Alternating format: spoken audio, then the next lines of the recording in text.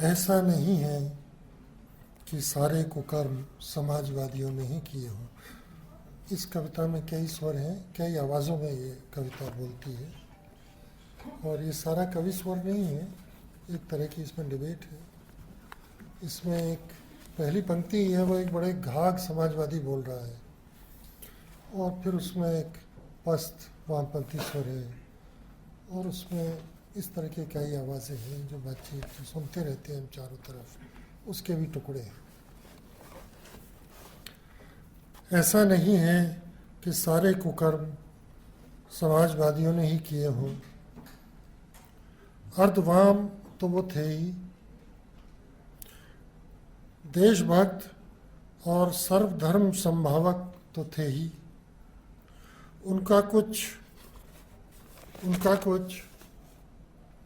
उनकी कुछ गाढ़ी दोस्तियां मार्क्सवादियों से भी थीं, मुसलमानों से भी, और मैकाले परस्तों से भी कोई जाति रंजिश न थी।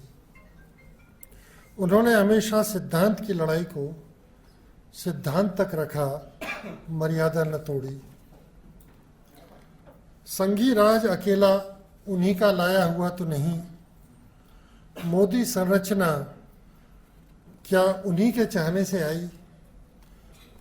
पीछे की बात करें तो क्या करते लोहिया और जेपी। मामला पतन और गिरावट का नहीं, युगीन नियति का है। समाजवाद की बातें हवा हुई, धर्मनिरपेक्षता बचाई नहीं बच रही। सामाजिक न्याय की शक्तियों का हाल आपने देख ही लिया कि जहां ताकत ही ताकत है, चीख नहीं। क्या तो नाम था उस कवि का जिसने ये कहा। रही बात कम्युनिस्टों की, तो कम्युनिस्टों में भी अब क्या बचा रहा है। ऐसा नहीं है कि हिंदुस्तान में हम आपको ही नजर आती है बदतरी। ऐसा भी नहीं है कि हिंदुस्तान ही में निवास करती हो ये बदतरी। ये 1/4 सदी खड़ी है 3 सदियों के मलबे पर। न मुक्ति की बात रही, न मुक्ति संग्राम की। औद्योगिक हड़ताल कैसी, गर्वीले कामगार कहाँ। पूंजी न रही, वित्त ही वित्त है अब। किस दुनिया में रहते हो साथी। मजदूर वर्ग अब एक मिथ है, वर्ग भी मिथ है। मिथ हमेशा मिथ थी जब तक थी अच्छी थी। लाल लाल लहरा लिया जब तक लहरा लिया, कहते हैं सभी विज्ञजन, समाज विज्ञानी, इतिहासज्ञ, मीडिया विशेषज्ञ, अभियंता, चिकित्सक, खिलाड़ी, और सच तो ये है खुद आप, सिर्फ हम ही नहीं। हमारे ज़माने में विमर्श है, अमर्श भी खूब है। किसी का लेकिन पक्ष पता नहीं चलता, और कौन कहाँ जाकर मिलता है किसी से, कितनी देर लगा रहता है फ़ोन पर, नेट पर, किसकी कितनी ऊर्जा जाती है हिसाब किताब में। चाल चलन मापने के ये पैमाने व्यवस्था के काम आते हैं, जीविका से इनका क्या रिश्ता। सच्ची मेहनत, सच्ची आग, सच्चा अनाज, सच्चे आंसू ऐसे नहीं आते। अचानक खून के धब्बों की तरह उभरती हैं खाली जगहें, कभी यहाँ कभी वहाँ। जिन्हें भरने दौड़ते हैं वो सब जिनके कंधे पर गमछा, बगल में बच्चा नहीं। मेट्रो में मिला नए अर्थतंत्र में काम करता 19 साल लड़का, कहता है क्या अन्याय सर, क्या अन्याय सर। आप ही बताओ, व्यवस्थाएं कहीं चला करती हैं अन्याय के बिना। क्या तुम किसी गरीब के बेटे नहीं। सुनकर वो आपा खो देता है, गरीब क्यों होने लगे हम अंकल जी, आपने मेरे को कम्युनिस्ट समझा है क्या। ऐसे मूड में है हमारा नौजवान, यही उसका प्रतिरोध है। यूं मुकम्मल होती है सादर प्रणाम से शुरू हुई बात। 1/4 सदी खड़ी है 3 सदियों के मलबे पर। प्रतिपक्ष है जहां स्त्री नहीं, स्त्री है जहाँ प्रतिपक्ष नहीं, और स्त्री मैं है, स्त्री वह नहीं। स्त्री का शोर ही जहाँ स्त्री है, खामोशी स्त्री नहीं, संशय मनुष्यता नहीं। पितृसत्ता का विनाश भी अब एक खराब सा जुमला होकर रह गया है, जो विरोध की लाचारी बताता है, जिसे सबसे पहले संरक्षण चाहिए और अंत में संरक्षण। अदालत में पेश हो तो पुलिस के साथ, थाने जाना हो तो वकील के हमराह, पीछे गैर भरोसेमंद सी एक ओबी वैन। जो लोग पर्दों पर निगाह गड़ाए रहते हैं, यकीन मानिए पर्दा भी उन्हीं को देखता है। टेक्स्ट और ओरल तक न रह जाइए, जानिए विजुअल, डिजिटल, वर्चुअल। ऐसा तादात्म्य इतिहास में कभी देखा नहीं गया कि यह एक दैनिक चमत्कार है। हिंदुस्तान भी बस एक चमत्कार है। दलालों ने हर चीज़ को खेल में बदल दिया है। वीडियो गेम से उकताते हैं तो मुसलमानों को मारने के लिए निकल पड़ते हैं, और जो रास्ते में आता है कहते हैं हम आपको देख लेंगे, नंबर आपका भी आएगा जी।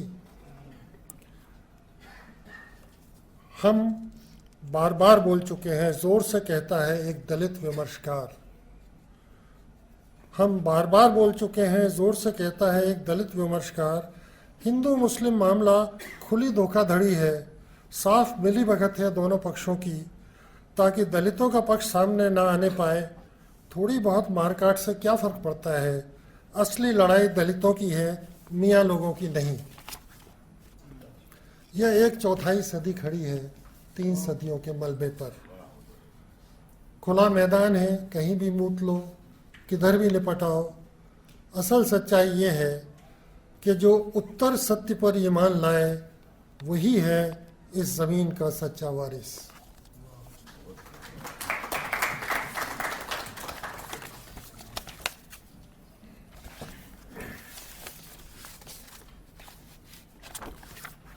वीरेन हम सब लोगों के मित्र थे, पुराने सखा, और जैसा आनंद ने कहा, सभी उनको 40-45 साल से जानते थे। तो वीरेन से हमारा ताल्लुक़ एक सीधा इंसानी ताल्लुक़ था, कवियों का, लेखकों का, साथियों का।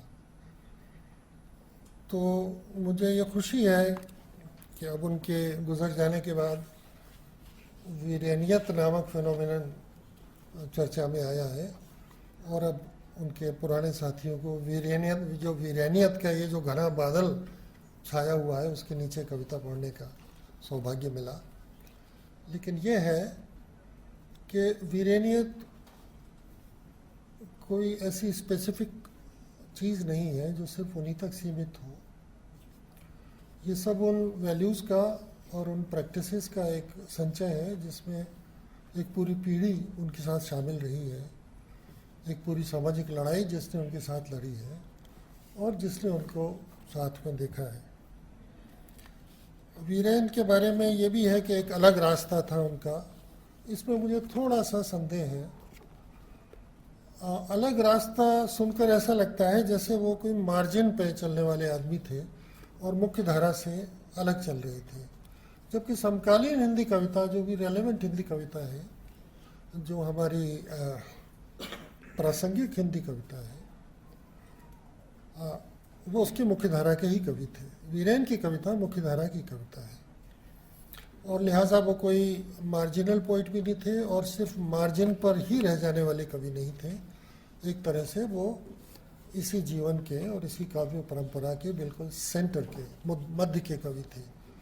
तो उनकी जो विशिष्टता है, उनकी यूनिकनेस है, वो उनके अलग होने में नहीं, बल्कि इन्हीं सामान्य जो कॉमन पूल है, उसी में कुछ कमाल कर दिखाने में आई है। इस राइटर के साथ मैं उनकी स्मृति को नमन करता हूँ। अब जिक्र आया था शुरू में ही विष्णु खरे का, जो गुजर गए। एक कविता मैंने लिखी थी आज से 8-10 साल पहले उनकी याद में नहीं, बल्कि उनको समर्पित करते हुए, और वो छपी भी थी। तो वो छपकर जब आई तो खरे जी ने बोला, अरे भाई ये आपने क्या लिख डाला, इसको सुनकर लोग मुझसे मेरी तबीयत का हाल पूछ रहे हैं, कह रहे हैं सब ठीक तो है ना, और लगता है कि कुछ लोगों के मन में लड्डू फूट रहे हैं। तो ये कविता का, ये एक अस्पताल में घटित होने वाली कविता है। इसका शीर्षक है शल्य चिकित्सा। ये उनके बारे में नहीं है, लेकिन अब जबकि वो नहीं है, इसको देखते और पढ़ते हुए आपको लग सकता है कि कहीं ना कहीं वो इसमें साक्षात मौजूद है। शल्य चिकित्सा। एक नास्तिक जो अधेड़ भी है और कवि हृदय भी, अभी अस्पताल के बाद, अभी शल्य चिकित्सा के बाद अस्पताल में पड़ा है। उसे अभी अस्पताल के खर्च का अंदाज़ा नहीं। उसकी पत्नी ने कर डाले हैं कई दूरगामी फैसले। तकलीफ और खुमार के दरमियान पड़ा हुआ सोचता है वो डॉक्टर सहाय की वजह से नहीं जिंदा है, उसे जिंदा रखे हुए है एक बनफशे का फूल। नाक से लगी नली हटी देखकर उधर से गुजरती नर्स कहती है, अरे इसे क्यों निकाल दिया। एक और नर्स आकर नली को वापस जोड़ जाती है, बोलती है दोबारा ऐसा न करना। बरामदे में स्टूल पर बैठी बेटी दौड़कर आती है, क्या हुआ पापा, और उसका सर सहलाती है।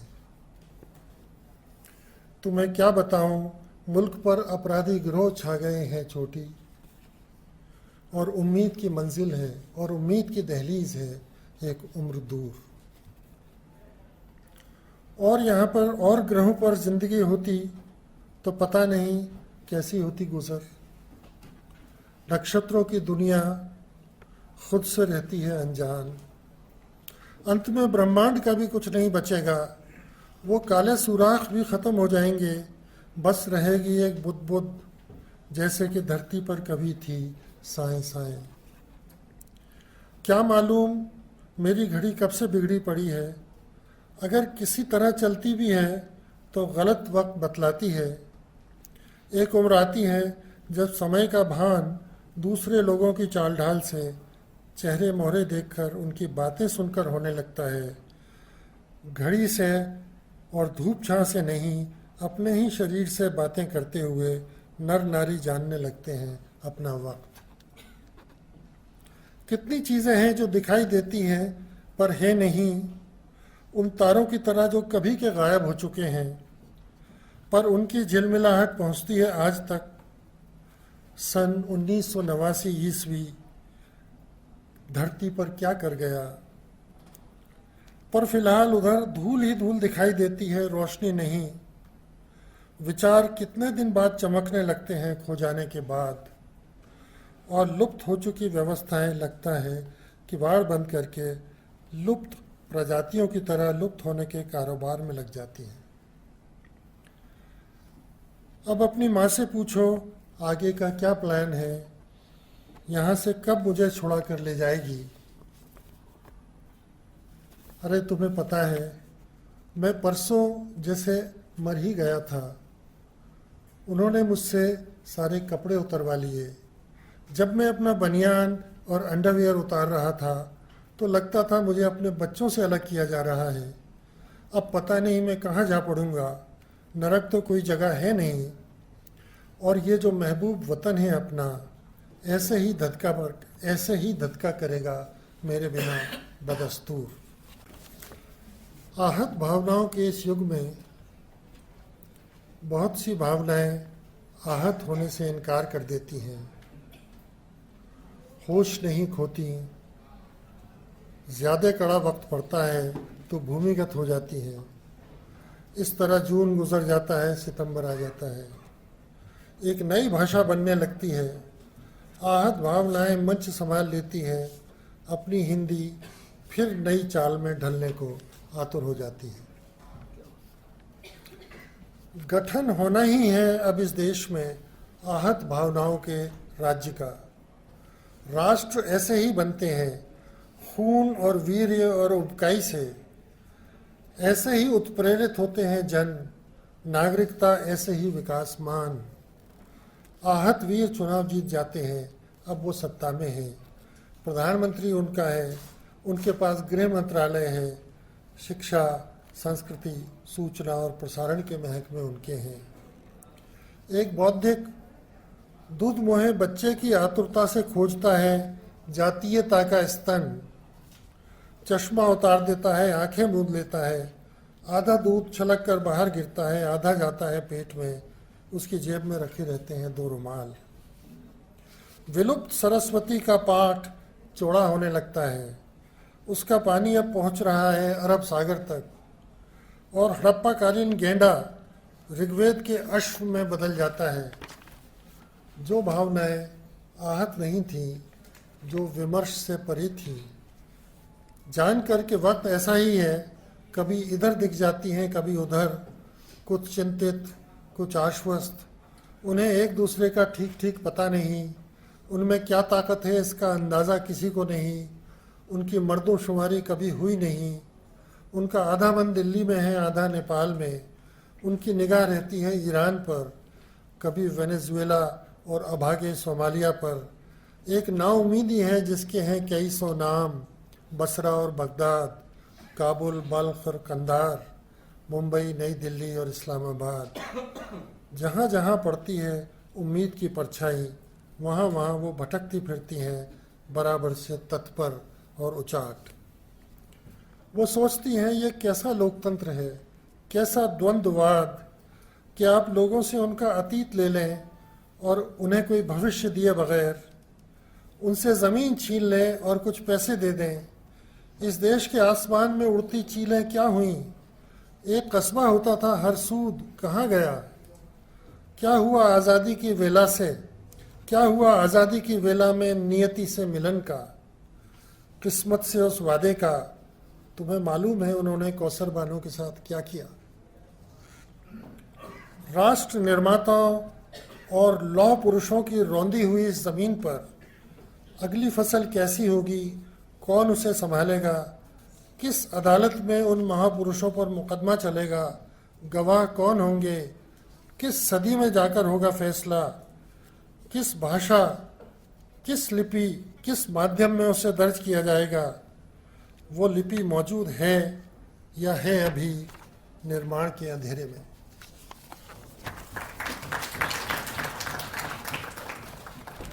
आसिफा वाली कविता आप कहें तो सुना दो,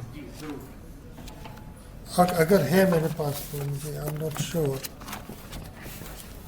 वैसे आपने उस संग्रह में पढ़ी ली होगी जो यहाँ, तो लिहाजा शायद मेरे पास वो है नहीं, लेकिन अगर आप लोग थक नहीं गए हैं तभी सुनाता हूँ। और अभी गौहर भाई बड़ी बेताबी से गालिबन इंतज़ार कर रहे होंगे। बेताबी सुनने की है, सुनाने की।